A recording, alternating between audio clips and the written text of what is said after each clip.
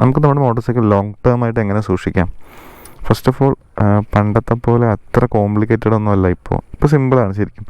പണ്ട് നമുക്ക് true stock ഉള്ള സമയത്തൊക്കെ ആണെന്നുണ്ടെങ്കിൽ എങ്ങനെയാണെന്ന് വെച്ച് കഴിഞ്ഞാൽ നമുക്ക് സർവീസ് സെൻ്ററിൽ പോകണം, കുറേ കാര്യങ്ങൾ അഡ്ജസ്റ്റ് ചെയ്യണം, അത് ഇടയ്ക്കിടയ്ക്ക് നമ്മൾ ചെക്ക് ചെയ്യണം. HD ഒക്കെ ആണെന്നുണ്ടെങ്കിൽ അതിൻ്റെ നീഡിൽ നോക്കണം. പിന്നെ അങ്ങനെ അത് മെക്കാനിക്കുമായിട്ട് ഒരുപാട് കണക്റ്റഡ് ആയിരുന്നു. അപ്പോൾ നമുക്ക് എപ്പോഴും ചെക്ക് ചെയ്യണം കാര്യങ്ങളൊക്കെ ഉണ്ടായിരുന്നു. ഇപ്പോൾ എങ്ങനെയാണെന്ന് വെച്ച് കഴിഞ്ഞാൽ മോഡേൺ ആയതുകൊണ്ട് സർവീസ് സെൻറ്റേഴ്സൊക്കെ ഒരുപാടുണ്ട് മോട്ടോർ സൈക്കിൾ. അപ്പോൾ നമ്മൾ ഇടയ്ക്കിടയ്ക്ക് സർവീസിന് കൊണ്ടുപോയാൽ മാത്രം മതി. സിമ്പിളാണ്, വേറെ ഒന്നുമില്ല. അവർ പറയുന്ന പോലെ ഇപ്പോൾ എപ്പോഴാണ് സർവീസ് വെച്ച് കഴിഞ്ഞാൽ അപ്പോൾ കൊണ്ടുപോയി കൊടുക്കുക.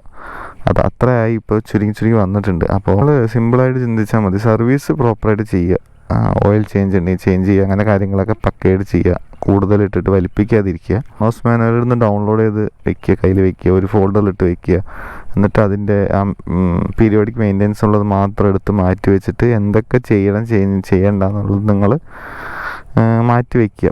അപ്പോൾ നിങ്ങൾക്ക് തന്നെ ഒരു ഐഡിയ കിട്ടും. ഇനി അടുത്ത സർവീസിൽ എന്തൊക്കെ മാറ്റണം, എന്തൊക്കെ മാറ്റണ്ട, ഇനി എന്തൊക്കെ വണ്ടിക്ക് ഇനി അടുത്തത് എപ്പോഴാണ് ചേഞ്ച് ചെയ്യേണ്ടത് കാര്യങ്ങളൊക്കെ അത് കണ്ടാൽ തന്നെ നമുക്ക് മനസ്സിലാകാൻ പറ്റും. അപ്പോൾ ഈ ഓണേഴ്സ് മാനുവൽ ഉള്ള സ്ഥിതിക്ക് നമുക്ക് അറിയാൻ പറ്റും എന്തൊക്കെ ചേഞ്ച് വരുന്നുണ്ടെന്നൊക്കെ. ഇപ്പോൾ ഈ സർവീസിൽ എന്ത് മാറ്റണം, ഇപ്പോൾ സ്പാർക്ക് പ്ലഗ് മാറ്റണോ, അല്ലെങ്കിൽ അത് ചെക്ക് ചെയ്യണോ, പിന്നെ ഫോർക്ക് ഓയിൽ എപ്പോൾ മാറ്റണം, അല്ലെങ്കിൽ നിങ്ങളുടെ എൻജിൻ്റെ അതിൽ എന്തെങ്കിലും അഡ്ജസ്റ്റ്മെൻറ്റ് ഉണ്ടോ, ടാപ്പറ്റ് അഡ്ജസ്റ്റ് ചെയ്യണോ, അല്ലെങ്കിൽ വാൾവ് അഡ്ജസ്റ്റ് ചെയ്യണം എന്നൊക്കെ ഉള്ളത് അതിൽ കൊടുത്തിട്ടുണ്ടാവും എപ്പോൾ എന്തൊക്കെ ചെയ്യണം. അപ്പോൾ അത് നിങ്ങൾ അത് മെയിൻറ്റെയിൻ ചെയ്താൽ വണ്ടി നിന്നുള്ളൂ. അവർ R&D ചെയ്തിട്ട് സെറ്റ് ചെയ്തതാണല്ലോ ആ ഓണേഴ്സ് മാനുവൽ മാക്സിമം. അപ്പോൾ അത് ചെയ്യാം. ഇപ്പോൾ നിങ്ങളൊരു ലോങ് ട്രിപ്പ് പോവുകയാണെന്നുണ്ടെങ്കിൽ കിലോമീറ്റർ എത്രയായി, ലാസ്റ്റ് സർവീസിൽ എന്തൊക്കെ ചെയ്തു, ഇനിയിപ്പോൾ അടുത്ത സർവീസ് വരുമ്പോൾ ഇതിൽ എന്തൊക്കെ ചേഞ്ച് ചെയ്യാനുണ്ട് എന്നുള്ളത് നിങ്ങൾക്ക് ജസ്റ്റ് നോക്കിയാൽ തന്നെ അറിയാൻ പറ്റും. അപ്പോൾ അടുത്ത സർവീസിൽ ഇപ്പോൾ നിങ്ങൾക്ക് ഇപ്പോൾ ഒരു 500-1000 കിലോമീറ്റർ പോകണം. അപ്പോൾ നിങ്ങളുടെ ടയർ ഓൾമോസ്റ്റ് തീരാറായി. അപ്പോൾ നിങ്ങൾ അത് വെച്ച് റിസ്ക് എടുക്കാതിരിക്കുക. ടയർ തീർന്നത് മാറ്റുക. ഇനി നൂല് വരെ കാണട്ടെ അങ്ങനെയൊന്നും ചെയ്യാതിരിക്കുക. പിന്നെ ടയർ പ്രോപ്പർ വണ്ടിയുടെ ഏതാണ് സൈസ് ടയർ അത് നിങ്ങൾക്ക് ഏതാണ് ചൂസ് ചെയ്യാം. അതിൽ പ്രശ്നമൊന്നുമില്ല. ടയർ ഇപ്പോൾ ഒരുവിധം ചേഞ്ച് ചെയ്യാന്നുണ്ടെങ്കിൽ ചേഞ്ച് ചെയ്തിട്ട് പോവുക. പിന്നെ ക്ലച്ചുകൾ ഇപ്പോൾ അഡ്ജസ്റ്റ് ചെയ്യണമെന്നുണ്ടെങ്കിൽ അഡ്ജസ്റ്റ് ചെയ്യുക. അല്ലെങ്കിൽ നിങ്ങളുടെ ഇപ്പോൾ ഫോർക്ക് ഓയിലൊന്നും മാറിയിട്ടില്ല, ഇനിയിപ്പോൾ എന്തായാലും ഒരു ലോങ് ട്രിപ്പ് പോകുമ്പോൾ അതെന്തായാലും മാറ്റുക.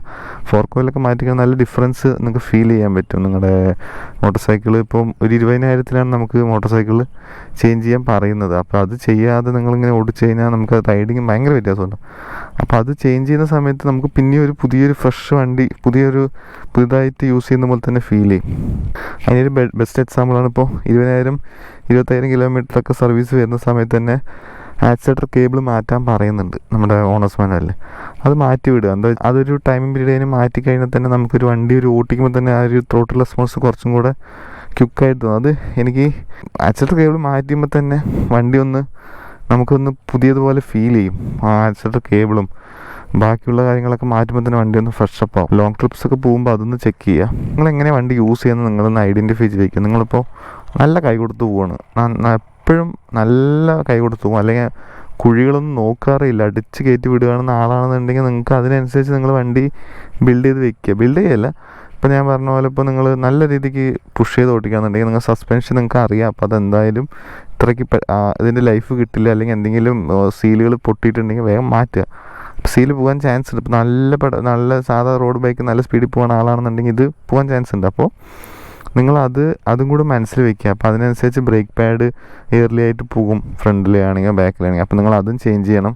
അല്ലാതെ ബ്രേക്ക് പാഡ് മാറ്റാതെ അതെൻ്റെ ഇനി ഓടില്ലേ എന്നുള്ള രീതിക്കൊന്നും വെക്കണ്ട.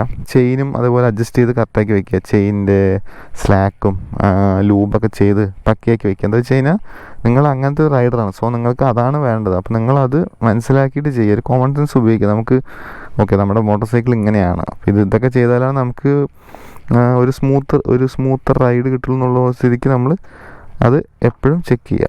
പിന്നെ നമ്മുടെ മോട്ടോർ സൈക്കിൾ ഒരു സെർട്ടൻ പീരീഡ് ഒരു 2 വർഷം അല്ലെങ്കിൽ ഈ ഒരു കുറച്ച് കിലോമീറ്റർ കഴിയുന്ന സമയത്ത് ഈ റബ്ബർ പാർട്സുകളൊക്കെ കംപ്ലൈൻ്റ് ആവാൻ ചാൻസ് ഉണ്ട്. അതായത് എങ്ങനെയാണെന്ന് വെച്ച് കഴിഞ്ഞാൽ ദ്രവിക്കാൻ തുടങ്ങും, അല്ലെങ്കിൽ അത് ലീക്കേജൊക്കെ വരാൻ തുടങ്ങും.